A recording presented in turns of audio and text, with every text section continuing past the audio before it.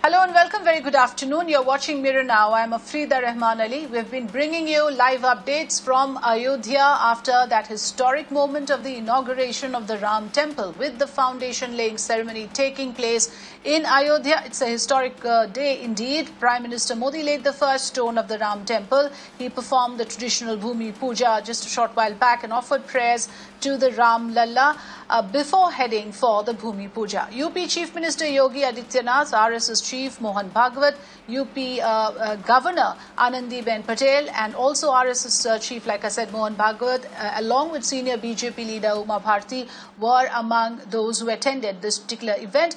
Festive spirit has gripped the temple town and devotees across the world welcomed this auspicious day with celebrations. And just a short while ago, in fact, we heard the Prime Minister addressing the gathering there, making a passionate appeal to the people to welcome this moment. In fact, an elated Prime Minister Narendra Modi and Chief Minister Yogi Adityanath sought the blessings of Lord Ram and expressed their gratitude towards all those who made this day become possible. PM said that the decision on the temple was accepted peacefully and the day will be remembered in the history of this country. Let's listen in to PM Modi. पूरा देश रोमांचित है, हर मन दीपमय है।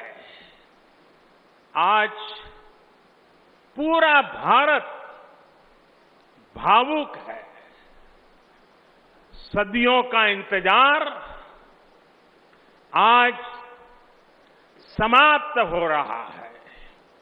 बरसों से टाट और टेंट के नीचे रहे हमारे रामलला के लिए अब एक भव्य मंदिर का निर्माण होगा।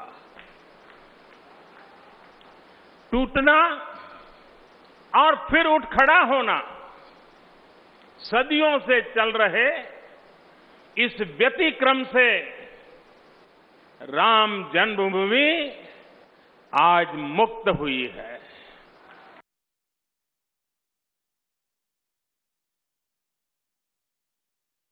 आप भगवान राम की अद्भुत शक्ति देखिए। इमारतें नष्ट हो गई, क्या कुछ नहीं हुआ?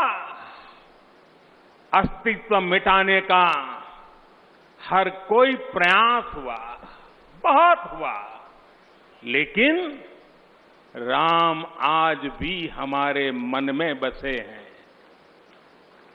हमारी संस्कृति के आधार है। श्री राम भारत की मर्यादा है। श्री राम मर्यादा पुरुषोत्तम है। Well, joining me now on the broadcast is Mr. Zafaryab Jilani, who's the convener of the Babri Masjid Committee. Welcome, Mr. Jilani. Thanks for joining us here on Mirror Now this afternoon. I want to begin by asking you if you heard the Prime Minister's speech.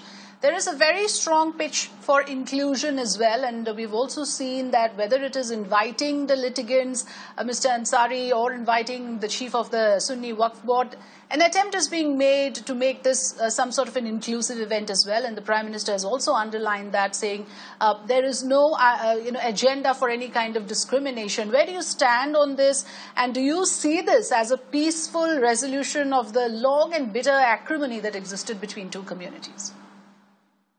No, I don't agree with you. If the Prime Minister would have desired to involve everybody, then he should not have misquoted the history.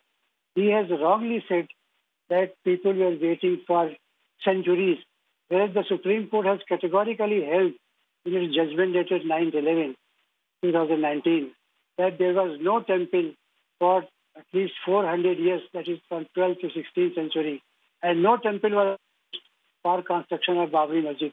Then what for they were waiting? If they were waiting for this site of the mosque to be demolished and thereafter to be given to them, then it is a distortion of history. Ram Janmabhoomi was already there. The Namastan temple was there, existing in the north of Babri Masjid for the last about 350 years. It is mentioned in the historical report of Cunningham in 1865-66. Then, when Prime Minister himself is distorting history, how can you say that he is trying to alleviate the situation. But Mr. Jilani, all these facts were presented in court. All these submissions, what you're mentioning, have been presented to the top court. The Supreme Court, in its wisdom, has decided that this is the place of the birth of Lord Ram, and therefore it should the temple should be allowed to be constructed. Also allocating land for the mosque. Supreme Court judgment, please understand. Don't misquote Supreme Court judgment. Supreme Court has nowhere said. Supreme Court has categorically held that no temple was demolished, whether you call it Ram temple or any other temple. This is Supreme Court's finding. Supreme Court has given the decree only on the basis that Hindus also were having astha and they were going inside the mosque for larger period. This is the only reason why the Supreme Court has given the land to them. But Supreme Court has never held. No, but the issue has been settled by the top court. So why do we want to go back to the argument on whether this is justified or not? The top court has settled this dispute. Do you agree with that? Unfortunately, Prime Minister... No, forget about misquoting or forget about misinterpreting. Has the top court settled this issue? Are we willing to move forward now, or are we going to keep going back and forth on those arguments? You go on keeping back. You go on saying that we are waiting for 500 years, and you ask me to see only forward. What is this? You have yourself referred to 500 years history. Why you have referred it? There is no such history. So you yourself are referring to the history. You yourself are saying that buildings are demolished and then we get up. You are taunting the Muslim community, whereas you have failed in the Supreme Court to establish that there was any Ram temple or any temple was demolished for construction of Babri Masjid. So if you stop this distorting history, then only you can expect the Muslims also to see the future. But if you will go on distorting history and making this wild allegation which are baseless, then Muslims will also say that no, there was no Ram temple, this place is not Ram Janmabhoomi, this place was the mosque, and you are building a construction or constructing a temple on the land of a mosque.